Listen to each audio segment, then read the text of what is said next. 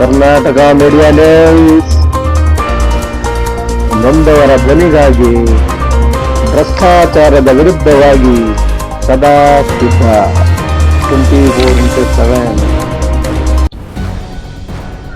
ನಮಸ್ಕಾರ, ಕರ್ನಾಟಕ ಮೀಡಿಯಾ ನ್ಯೂಸ್ಗೆ ಸ್ವಾಗತ. ನಾನು ನಿಮ್ಮ ಪ್ರೀತಿಯ ಮಹೇಶ್. ಹಿರಿಯೂರಿನಲ್ಲಿ ಮುಸಲ್ಮಾನ್ ಬಾಂಧವರಿಂದ ಮೌನಾಚರಣಾ ಕಾರ್ಯಕ್ರಮ ನಡೆಯಿತು. ಪಹಲ್ಗಾಮದಲ್ಲಿ ನಡೆದಂಥ ದುಷ್ಕೃತ್ಯದಿಂದ ಮನನೊಂದು ಹಿರಿಯೂರು ಮುಸ್ಲಿಮರಿಂದ ಮೌನಾಚರಣೆ ಹೇಗಾಯಿತು, ಏನು ಹೇಳಿದ್ರು ನೋಡುವ ಬನ್ನಿ ವೀಕ್ಷಕರೇ.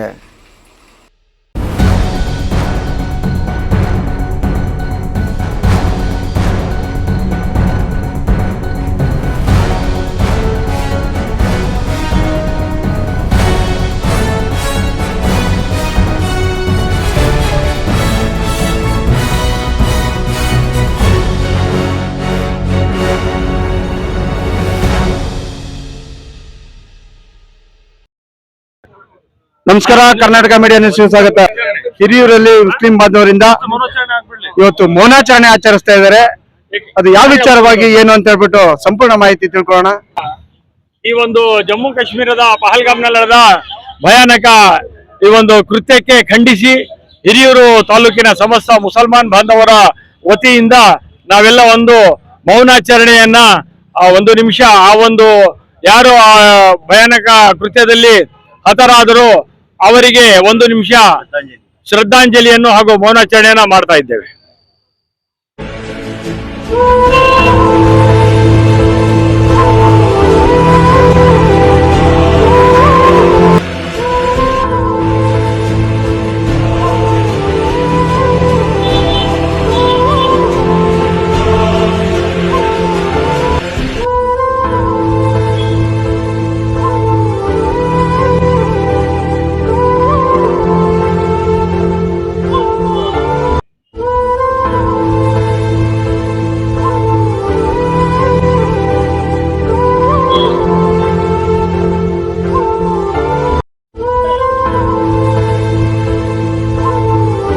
ನಮಸ್ಕಾರ.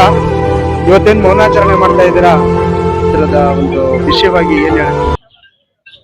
ಜಮ್ಮು ಮತ್ತು ಕಾಶ್ಮೀರದಲ್ಲಿ ನಡೆದಂತ ಭೀಕರ ಹತ್ಯೆ, ಪಹಲ್ಗಾಮ್ನಲ್ಲಿ ನಡೆದಂತ ಒಂದು ಭೀಕರ ಹತ್ಯೆಗೆ ಖಂಡಿಸಿ ನಾವು ಹಿರಿಯೂರು ತಾಲೂಕಿನ ಸಮಸ್ತ ಮುಸಲ್ಮಾನ್ ಬಾಂಧವರ ವತಿಯಿಂದ ಈ ಒಂದು ಕೃತ್ಯವನ್ನ ಖಂಡಿಸಿ BO ಸರ್ಕಲ್ ನಿಂದ ಗಾಂಧಿ ಸರ್ಕಲ್ ವರೆಗೂ ಮೌನ ಪ್ರತಿಭಟನೆಯನ್ನ ಒಂದು ಶ್ರದ್ಧಾಂಜಲಿಯನ್ನು ಅರ್ಪಿಸಿ ನಾವು ಮೇಣದ ಬತ್ತಿ ಹಿಡಿದುಕೊಂಡು ಮೌನ ಪ್ರತಿಭಟನೆಯನ್ನ ಹಮ್ಮಿಕೊಂಡಿದ್ದೇವೆ. ನಿಜಕ್ಕೂ ಆ ಒಂದು ಕೃತ್ಯ ಮಾಡಿರುವ ಆ ಭಯೋತ್ಪಾದಕರಿಗೆ ಎಲ್ಲ ಸಮಸ್ತ ಮನುಕುಲದ ವತಿಯಿಂದ ಧಿಕ್ಕಾರ ಇದೆ.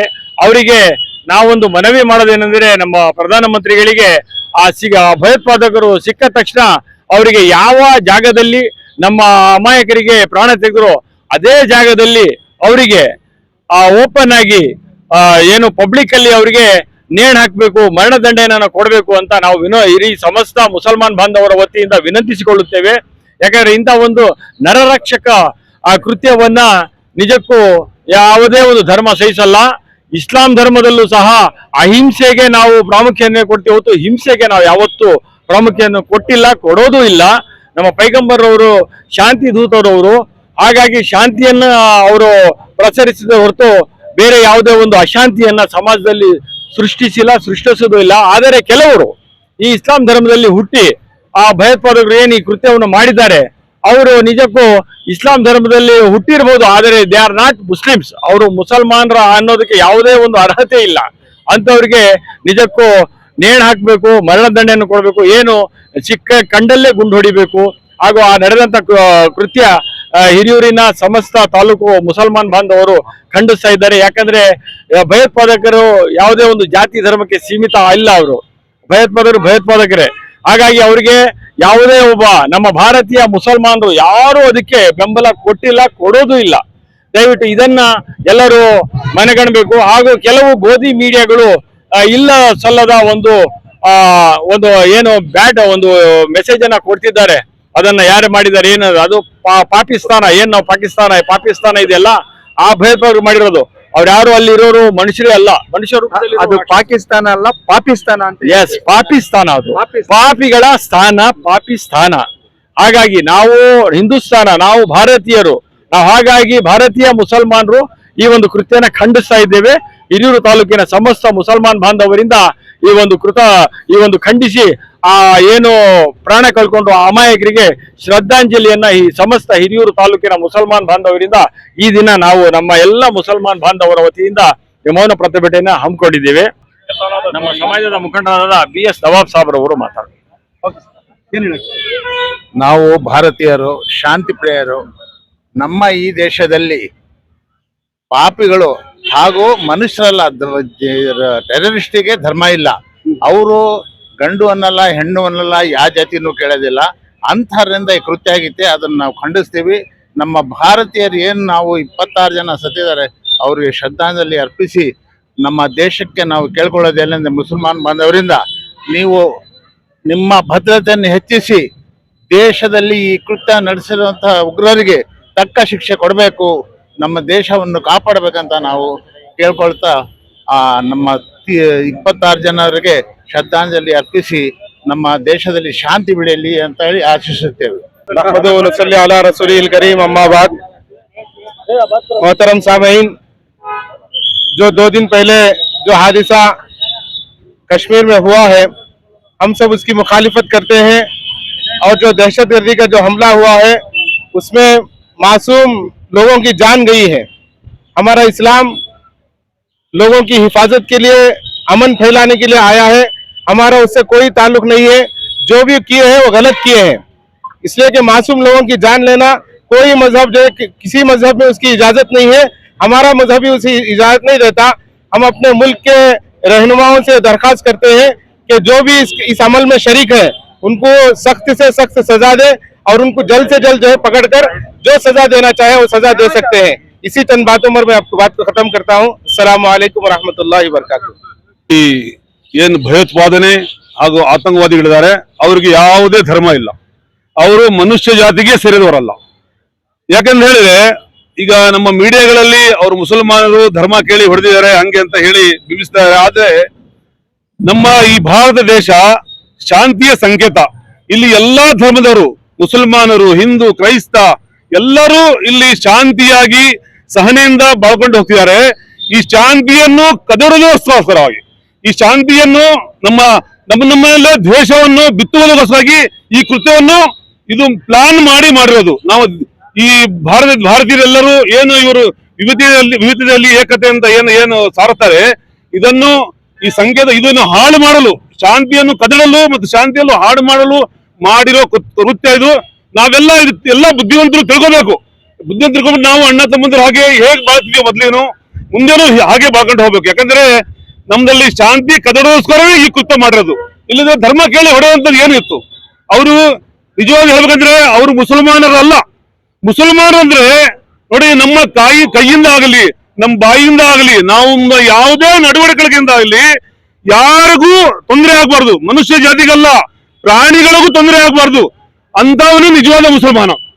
ನಾವು ಮುಸಲ್ಮಾನ ಅಂದ್ಮೇಲೆ ಯಾರಿಗೂ ನಾವು ದ್ವೇಷ ಮಾಡಬಾರ್ದು, ಪ್ರೀತಿಯಿಂದ ಇರಬೇಕು. ಎಲ್ಲರಿಗೂ ಎಲ್ಲಾ ಧರ್ಮಕ್ಕೆ ನಮ್ಮ ಪ್ರವಾದಿ ಮೊಹಮ್ಮದ್ ಸಲ್ಲಲ್ಲಾಹು ಅಲೈಹಿ ವಸಲ್ಲಂ ಹೇಳಿದ್ದಾರೆ, ನಮಗೆ ಎಲ್ಲಾ ಧರ್ಮಕ್ಕೂ ನಾವು ನಮ್ಮ ಧರ್ಮ ಪಾಲನೆ ಮಾಡಬೇಕು. ಆದ್ರೆ ಬೇರೆ ಧರ್ಮಕ್ಕೂ ಕೂಡ ನಾವು ಅಷ್ಟೇ ಬೆಲೆಯನ್ನು ಕೊಡಬೇಕು, ಅಷ್ಟೇ ಮರ್ಯಾದೆಯನ್ನು ಕೊಡಬೇಕು, ಅಷ್ಟೇ ನಾವು ಭಾವೈಕ್ಯತೆಯಿಂದ ಎಲ್ಲ ಜೊತೆಗೆ ಇರಬೇಕು ಅಂತ ಹೇಳಿ ನಮ್ಮ ಧರ್ಮ ಸಾರುತ್ತದೆ. ನಮ್ಮ ಇಸ್ಲಾಂ ಅಂದ್ರೆ ಅದು ಶಾಂತಿಯ ಸಂಕೇತ. ಇಸ್ಲಾಂನಲ್ಲಿ ಯಾವುದೇ ಒಂದು ಭಯೋತ್ಪಾದನೆ ಇಲ್ಲ ಮತ್ತು ಆತಂಕವಾದಿಗಳಿಗೆ ಯಾವುದೇ ತರಹದ ಜಾಗವಿಲ್ಲ. ಆದ್ದರಿಂದ ಅವ್ರು ಯಾರು ಮಾಡಿದಾರೋ ಅವ್ರಿಗೆ ಯಾವುದೇ ಧರ್ಮಕ್ಕೆ ಸೇರೋದವರಲ್ಲ, ಅವರು ಮನುಷ್ಯ ಜಾತಿಗೆ ಸೇರೋದವರಲ್ಲ, ಅವರು ಮೃಗಗಳು. ಅವರಿಗೆ ನಾವು ಸರ್ಕಾರಕ್ಕೆ ಹೇಳೋದು ಇಷ್ಟೇ, ಅವ್ರಿಗೆ ಆ ಕೃತ್ಯದಲ್ಲಿ ಯಾರು ಭಾಗಿಯಾಗಿದಾರೋ, ಅವ್ರಿಗೆ ಯಾರು ಸಪೋರ್ಟ್ ಮಾಡಿದಾರೋ ಅವ್ರಿಗೆಲ್ಲ ಹಿಡಿದು ತಕ್ಕ ಶಿಕ್ಷೆ, ಅವ್ರಿಗೆ ಏನು ಕಠಿಣವಾದ ಶಿಕ್ಷೆಯನ್ನು ಕೊಡ್ಬೇಕಂತ ಹೇಳಿ ನಾವು ಎಲ್ಲ ಈ ಭಾರತದಲ್ಲಿ ಇರುವ ಎಲ್ಲಾ ಮುಸಲ್ಮಾನ್ ಬಾಂಧವರು ಬೇಡಿಕೊಳ್ತಾ ಇದೀವಿ. आज जो हमें यहाँ पर हिरियूर के मुसलमान जमकर एक कंडेम करने के वास्ते आको जमको ही, ये क्या वास्ते कर को बोले तो जो पहलगाम में जो हमला हुआ, आतंकवादियों से जो हमला हो को है, उसमें 20 पर 8 लोग है ना शहीद हो को ही, उन्होंने अपने जान को है ना कुर्बान कर को ही, जो टूरिज्म के रिलेटेड है ना, जहाँ को फिरने के वास्ते गए थे, उनको अचानक आको मारे। उस जगह पर है ना 2000 लोग है ना, वहां पर टूरिस्ट लोग थे, लेकिन वहां पर कोई भी सिक्योरिटी है ना या आर्मी के कोई भी लोग नहीं थे। जो मीडिया हमने बताने को है, वहां की रियलिटी को जाको हमें देखना। जो गोदी मीडिया के लोग हैं वो बता रही ना, वो झूठ। जो वहाँ की असल मीडिया में जो यूट्यूब में आने को ही, उससे जाको हमें जानकारी करना कि वहां बोल रही ये मुसलमान भाई जब गोली से मारे, उनके बाद में है ना उनको साथ दिए सोले ये है ना मुसलमान भाई आकर को उन्होंने बोल रही। तो है ना हमें आना आज हमें जो नफरत उन्हें भड़काना चाह रही, एक बीजेपी गवर्नमेंट होंगे या गोदी मीडिया होंगे, इसके खिलाफ हमें आना हर हमेशा है ना खुड़को रहती। और साथ में अगर हिंदुस्तान को ये जरूरत पड़ी कि मुसलमान पहली सफ में आकर लड़ना कर को बोले, तो इंशाअल्लाह हमें सबसे पहले मुसलमान नौजवान होंगे या हमारे बुजुर्ग होंगे, सबसे पहले सब में आकर खुड़को हिंदुस्तान की सुरक्षा करने की कोशिश करती। इंशाल्लाह ये बात बोलते हुए मैं मेरी बात को खत्म करता हूँ। अस्सलाम वालेकुम। ಮೊನ್ನೆ ನಡೆದಂತಹ ಜಮ್ಮು ಕಾಶ್ಮೀರಿನ ಪಹಲ್ಗಾಂವ್ ಊರಿನಲ್ಲಿ ವಿಶ್ವದಲ್ಲೇ ಅತಿ ಸುಂದರವಾದ ಜಮ್ಮು ಕಾಶ್ಮೀರಿನಲ್ಲಿ ನೋಡಕ್ಕೆ ಹೋದಂತಹ ಜನರನ್ನು ಅಮಾನುಷವಾಗಿ ಈ ಏನು ಉಗ್ರರು ಅವ್ರನ್ನ ಗುಂಡಿಕ್ಕಿ ಕೊಲೆ ಮಾಡಿದರೆ ಅದನ್ನ ನಾವು ತೀವ್ರವಾಗಿ ಖಂಡಿಸ್ತೀವಿ. ನಮ್ಮ ಇಸ್ಲಾಂ ಧರ್ಮದಲ್ಲಿ ಏನಿದೆ, ನಮ್ಮ ಪ್ರವಾದಿಗಳು ಏನ್ ಹೇಳಿದ್ದಾರೆ, ಒಂದ್ ಕೆನ್ನೆಗೆ ಹೊಡೆದ್ರೆ ಇನ್ನೊಂದ್ ಕೆನ್ನೆಯನ್ನು ಕೊಡು ಅಂತ ಹೇಳಿದ್ದಾರೆ.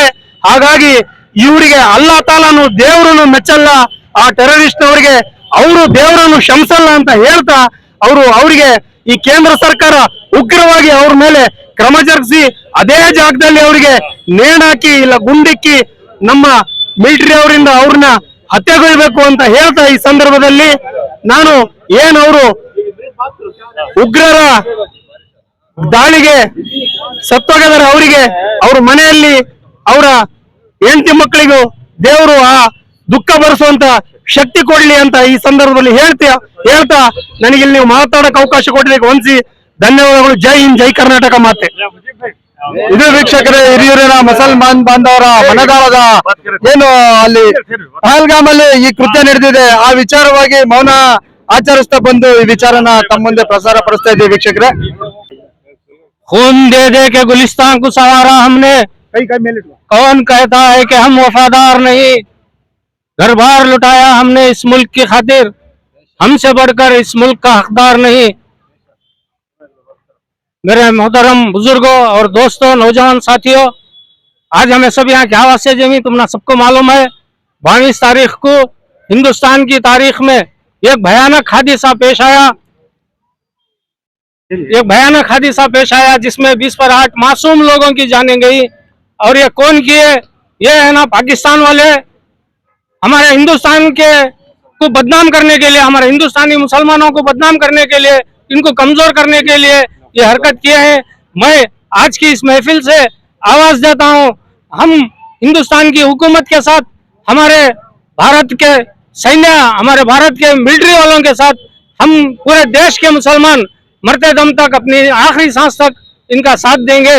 इसमें हमारे देश के दूसरे सिटीजन्स के लिए, दूसरे बाशिंदों के लिए भी मैं ये इस जगह से आवाज देना चाहता हूं कि बराए मेहरबानी मुसलमानों पर टारगेट ना करें इस इल्जाम पर, क्योंकि इसमें मुसलमानों का कोई हाथ नहीं।